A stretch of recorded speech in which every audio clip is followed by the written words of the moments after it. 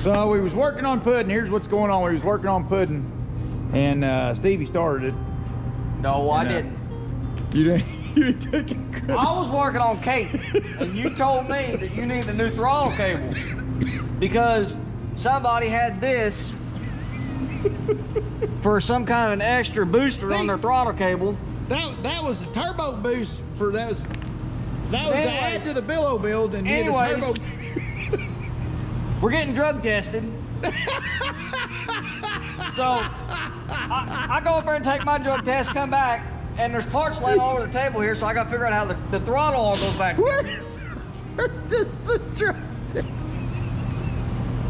So he goes over and takes his drug test because I passed mine. I passed. I told her. I said I ain't never blown a 0-0 on a breathalyzer before. That's pretty impressive. So while he goes and takes his drug test, I'm down here putting the throttle back on, and look at the top of this cylinder. I told him, I got that on video. I told him, I said, I got another cylinder at home. I can redo that cylinder. Not that it's an issue. He goes, well, I don't think it's ever gonna hurt nothing. He cranks it like 10 times and it fires up because for some reason the fuel's backing off on it. It fires up, turns the choke off, blip, blip, blip, blip, blip, boom. She locked up. So Stevie said it's the first billow built death. Yeah, it is. So we billow killed it. She's been billowized. How? I can't remember how these things come off. So he's gonna put me a new jug and piston there, and I said, hey, I'm so happy with my billow build on the other one that I don't even want it. I don't even want a new jug unless it's got the billow build on it. Can you order that from the factory? Stevie is a billow build edition. Oh yeah. See, some of this stuff's you gotta take a flywheel off to get this off, don't you? It's been so long since I messed with one of these things, I can't remember how they come apart. I'm sure that all comes out of there together. Well, your carburetor's on. I gotta get that screw out of that carburetor. Oh. So you gotta take off the carbonator, Steve. You got too much carbon in it. I doubt you hurt the crank, but I have seen these Huskies before. Whenever they suck crap in the exhaust, and I had a crappy exhaust. It beats the hell out of the top end, and then next thing you know, you got stuff bypassing the ring and it's going down in the crank. Well, it didn't run long enough to do that, I don't think. Well, I bet I had something in that muffler. My muffler was shot. Stevie was trying to get me to put a muffler on. I was being cheap. And here's what I told him he needs to let me put a new muffler on there because I was scared it was going to suck something in there, and I bet that's what happened. Yep. Because we've been sitting in here. Because you said something. Because if you hadn't said nothing, nothing would have happened. Well, we was in there flipping the saw around, and I bet it sucked something in there. I bet it was. Yep. But I mean, this muffler was perfect. This one would have been billow model. You'd worked on this thing too. Yeah. Because it'd been welded and stuff. I mean, it's seen its better days. Somewhere in 2017 is where I built this. I can't remember when, but it was in 2017. It's right after Dad got cancer. Or it was right when he got cancer is when you... We was on... we hadn't had this back. You hadn't had this back in operation for a week. The big Poplar Lanesville job is where I'd done it. Yep. Probably less than a week after Dad got diagnosed with cancer. Or before he got diagnosed. Stevie just got done tuning this saw in where it run good. Yeah, because you smashed that one. Yep, I smashed the one, and I didn't want to run Stevie's yet because I wanted to give him more time, and I just wanted to use it for, well, hell, I had to go to using it for the main saw because I smashed that other one. Come on, Puddin'. You wouldn't believe that tree that done that jug in on this thing. You'd have swore this thing was dead. You ain't gonna hurt the cylinder, any. Drove it on there since 2017. So here you go. Yeah. It sucked something in there on the exhaust. Oh man. Whatever it was. Wow, feel that. Oh man.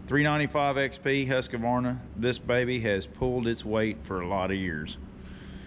And now it's time for it's overdue for a little bit of love. I tell you what, when I fall in love with something like this, it's just hard for me to move on. I don't know if I get sentimental to my knickknacks or what, but I'll get the bar off, the daggone clutch assembly off, and the sprocket off, and now we're going after what? Carbonator and nope, that's a starter housing.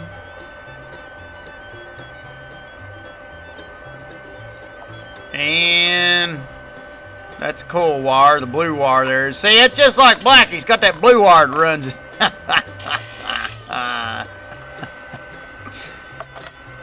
Oh, and I don't know what I'm doing, so I'm just, yep, that's a flywheel thingamabob there, tater. So I'm kind of just going at it here. Now, I've worked on saws for years, but I've never rebuilt one. I always stop when it comes time to pull the jug off. I just never have. So I like, you know, this saw means a lot to me. We had some old parts upstairs in the boneyard, in the chainsaw boneyard up there. I thought, you know what? Screw it. I'll start pulling them out and rebuilding them. I might do a few of these before I get done. All 395s sitting up there going to waste. And I bought used parts off the internet. I need to get a left-hand crank cover for pudding number 1 or number 2. I'm gonna redo it. It's been sitting in the man cave here for a while. I think I'm gonna redo it too. It was running good too when I smashed that thing. Now I got the gas tank out of the way. And this here is the oiler for your bar lube oiler. Trying to get it plucked out of there. There it is. It's got a little gear that spins and pumps oil. And here, this is funny. I hate to admit that I'm getting old. Older. Not old. Older. Not old. Older. But I go to take these crank housing apart. Couldn't get it spread open. I had all the bolts. I was like, daggone dummy. You get all the bolts out or what? No, yeah, they're all the damn bolts are out. And there's one bolt that's in it. I'm looking right at it. But I think the bolt's missing. I think it's broke. So I'm drilling it out, farting with it. And I think I just finally got the cut. But that took, I fast forwarded to this on the video, but that took forever to get that thing. There I am. I finally drilled plumb through the head of the bolt, the Allen bolt, until it popped loose because the head popped off. And at that point I was like, well damn, that was it. That was the bolt actually was in there.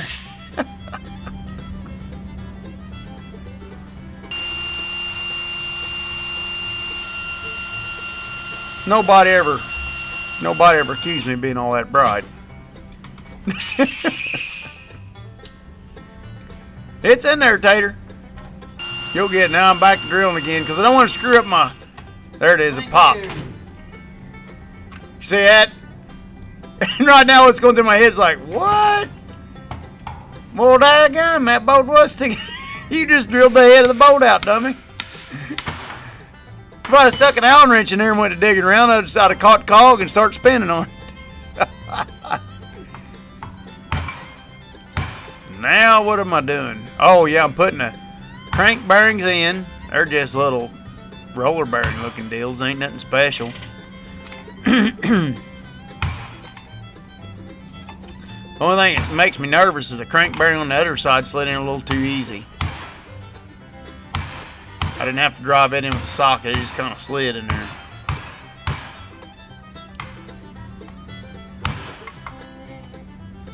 I should have put, on the other one, I should have put a little bit of red Loctite around the outside of the cranky-madoo.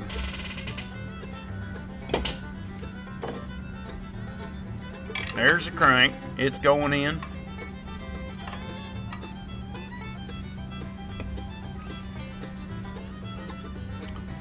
That's actually the left-hand side. I actually put this thing together. Get to spazzing. Forget. I don't know how I forgot, but I forgot to put the daggone piston pin, and on the piston pin that goes on the end of the rod, there's a bearing on these saws. I didn't know that. I just assumed it was a bushing like anything else, so I just put the pin in, fired this saw up. This thing started hammering. I'm like, what? There it is right there, the bearing on the other. I'm like, what in the heck is going on here? You know, break it all back down, puzzled at what in the heck could be banging on this saw, because it sounds like a piston slapping the top of the head. Or I don't know what they call that in this application. I guess the jug, smacking the top of the jug. And broke it back down, looked on there, and it's sitting on a table. It's sitting on that table there somewhere. You should be able to see it, but I can't tell on this editing screen where it's at. But there's a bearing. Oh, right there in that Husky box. Look on top of that Husky box. You see that? Sitting on that Husqvarna box, that white and blue Husqvarna box. That's the bearing that goes on that piston to connect the piston to the push rod. And I'm over just studying. My daggone ears are smoking. I'm wide open thinking. I'm at full throttle think right now. I'm thinking about 20 mile an hour, and I'm gonna get my head in a speed wobble if I keep it up. But she's going together, and just notice that box. Look at that white box right there by the drill. Hey Tater, you're gonna need that part here in a minute. Hey Tater, over here. Hey. And he's sitting in there going, yeah, I'll tell you what, I don't know. Getting this bolt tight and this other bolt tight, and make sure he's totally tight and secured. Everything's perfect. Passed DOT inspection. Looking good, you know. But meanwhile, on the other end of the bench, sets my bearing and race. Stevie was passing through when I first fired up. I didn't put it on here because I was like, I don't even want to catch the flack for all this. But then I went ahead, my honesty kicked in. I went ahead and told everybody. But, well, daggone, move that camera. You can't see the box over there now. But it's still sitting there. And there's still bearings sitting on top of that box. It goes right there. When I connect that piston to that push rod, you won't see me. Now I'm porting it out now. I'm doing a hillbilly port job on here. It's nothing special. I don't know what I'm doing. I promise you. But I learned one thing. Give it air.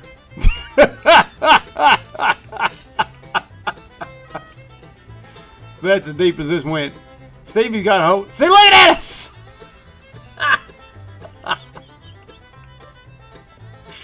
Oh, it's the small things in life.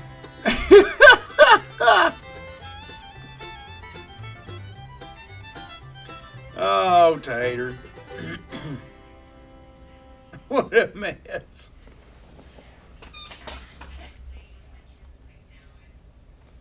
Newsflash. Me and this Hobart did not get along real well. But the product is finished, sort of. It's good enough for who it's for.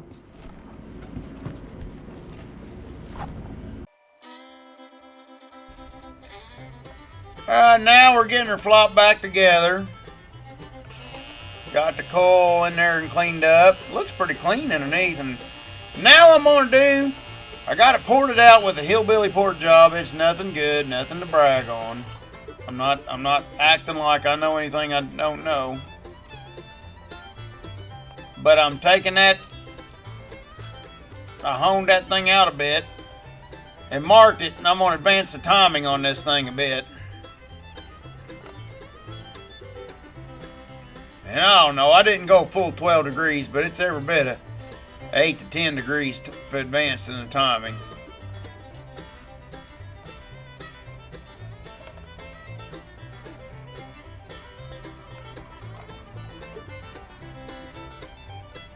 The fuel line had a hole in it. It's a miracle this thing was running. Fuel line had a hole in it. Carburetor shot. Chucked the carburetor. Got me new carburetor. But I got to adjust it and everything. putting the air horn on, and the daggone boot going in. I'm checking the boot. I end up screwing that boot up trying to put it together. So I end up having to give me another new boot because I put a hole in it. I reused the pulse line because the pulse line looked like it was in good shape. And new fuel line, new boot, new carbonator. Left the vent line alone. Vent looked good. Cleaned it out. I should be doing a lot of the right stuff. It's just going out it the hillbilly way.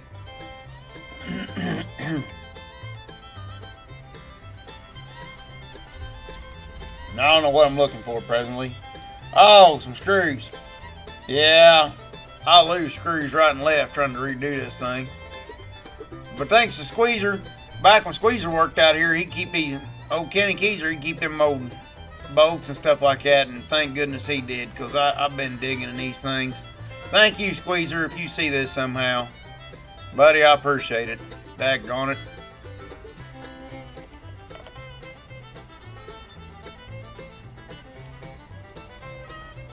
And you got to feed everything through, feed the coil wire through, feed the blue wire. It's just like Blackie.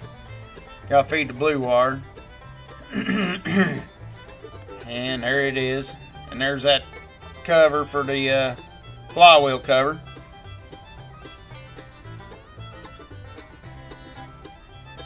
And feed my wire around. Which I took all this stuff apart 2 or 3 times. Now, I wasn't supposed to put this cover on there, but I didn't know no better.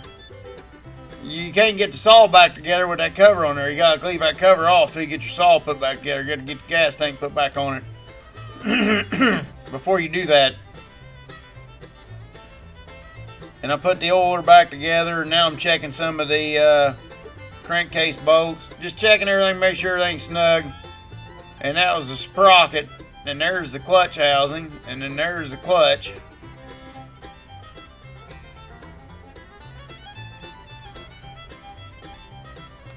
And I put the plug in, and here's where I go realize I screwed up. I gotta put the gas tank on. I got full wrap bar on this thing, handle on this thing. Oh, and I also didn't feed my fuel line right. I think I was supposed to feed my fuel line. Yeah, that's wrong. I did something wrong with my fuel line, but I can't remember. There's a certain way to feed your fuel line through to where you're not making yourself a bunch of work like I'm trying to do here. In the end, I found it out and done it the right way. I think you got to stick it in from the outside to the end. And I was trying to stick it inside out. There it goes. I went the outside in. And you got to take your knife and cut your fuel line at an angle so you can shove that through the hole, through the little wheel whopper hole on the gas tank. I mean, I'm learning all this firsthand, boy. I'm telling you. Which I should know how to do all this as much as I've screwed with chainsaws, but I just never had redone one myself. And I've had the gas tank off before, and it sucks, I promise you. Anytime you take the gas tank off one, it sucks. Getting your throttle linkage right, getting all that to work right, getting your carburetor to wrap out all the way. If you take that off, you'll screw it up and get your carburetor where it don't wrap out. Gotta make sure that carburetor revs up. Well, you know what I mean. It's got to rev up the other part, so.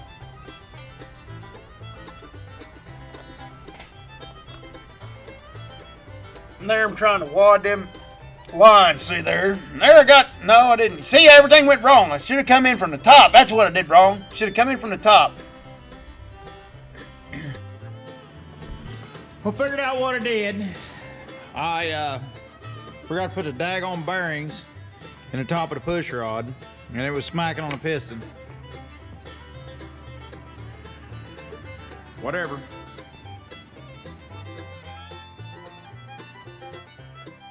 And here I go trying to put the jug over top of the piston again. And for the second time in this video, probably for the 4th time in reality. But this time we got the daggone bearings in and ready to get it going, get the carburetor tuned in and all that stuff done right. Done up right. Who's texting me? Let's see who's texting me, y'all, while we're at this. Lucas Kursk. Sweet. I love the hands-on stuff. Love the logging also, but I do more mechanical than forestry. Thanks, old buddy. Lucas, if you see us, thank you, buddy. Thanks for always watching and stuff. He's been good to me. Been a good man. A lot of y'all been good to me. Don't think I don't appreciate that now. Not one bit do I not appreciate that. I'm telling you, you all is fantastic out there. Man, when I get down to dumps, I get people all the time get a hold of me and say, Logger Wade, down the dumps, got my foot broke, got my legs broke. Some of them been paralyzed, some of them had cancer. And they said, I'm sitting here trying to keep a smile on my face and watching you struggle and doing your funky do stuff there. It helps me keep my chin up. And man, I'm here to tell you, you all do the same for me. I get down in dumps, get pouty pants, and get feeling sorry for myself. Yeah, and I had to do the flywheel again. Wiping the red Loctite off of it. See, because I'm talking to Key out there. And I put that red Loctite on there so I keep that son of a buck on the shaft. Once I get it set to where I want it, I'll put that red Loctite on there and get it good. And I've been taking a hammer and thumping that thing on there and getting that aluminum mashed in there good around that the crankshaft. You know, to get it in there. And here we are putting everything back together.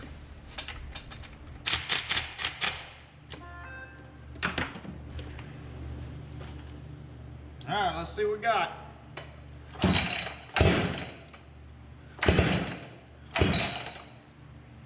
Did I tighten it up on that freaking son of a bucking? Ha!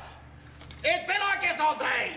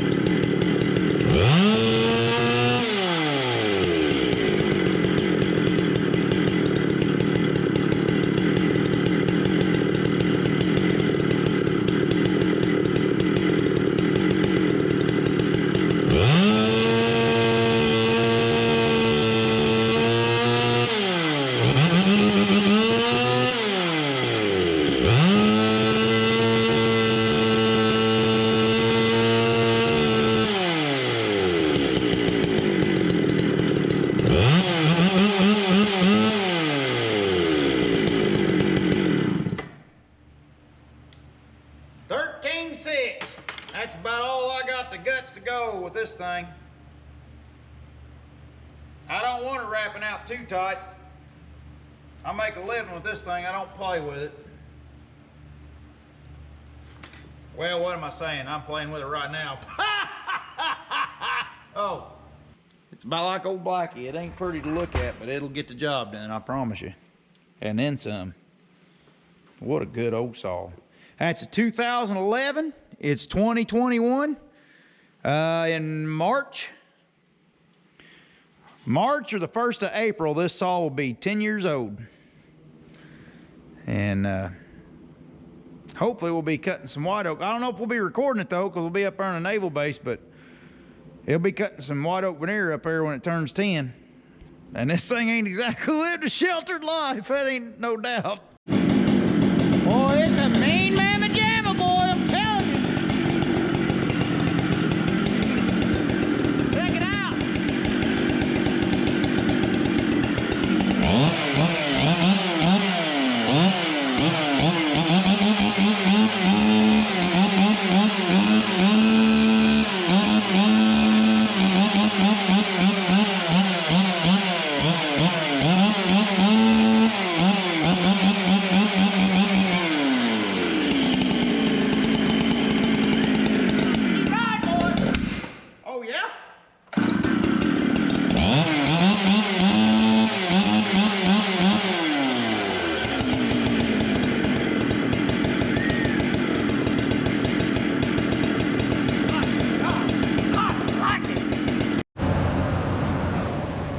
Now I want y'all to understand something here. Now this saw chatters through this. This is a hickory tree. This tree's harder than a daggone rock. And it had nails in the end of it, so I'm going to cut it off. Now we just come out of a poplar patch. Is the last thing I had this saw sharpened for. So I'm getting ready to cut a real hard tree with a chain that was filed for real softwood. So this thing's got some chatter to it. But if you can look past the chatter, just watch how quick. This is the hardest wood we saw.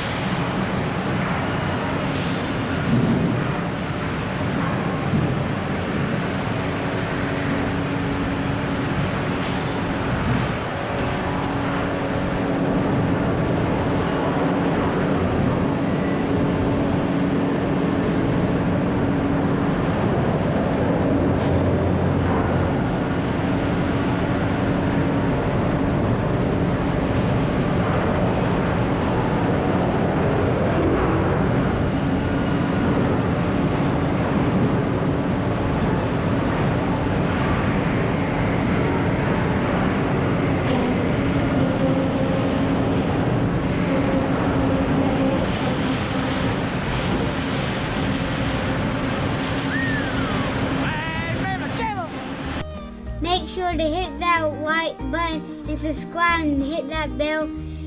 Thanks for watching the video, and make sure to get that walkway.com merch.